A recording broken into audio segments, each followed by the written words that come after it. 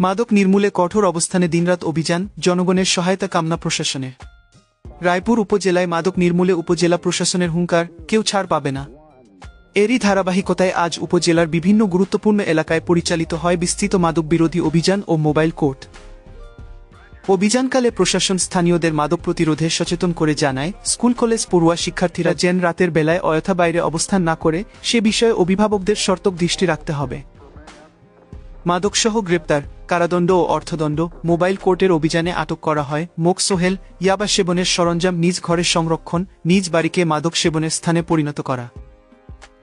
উপরোক্ত অপরাধের প্রমাণ পাওয়ায় তাকে 0.6 মাসের কারাদণ্ড এবং ৫,০০০ টাকা অর্থদণ্ড প্রদান করা হয়।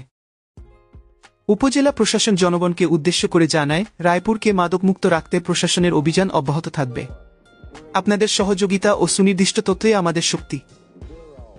স্থানীয়দের মতে, আজকের এই কঠোর অভিযানে এলাকায় নতুনভাবে সচেতনতা তৈরি হয়েছে এবং মাদক চক্রের বিরুদ্ধে জনগণের মনোবল আরও দৃঢ় হয়েছে।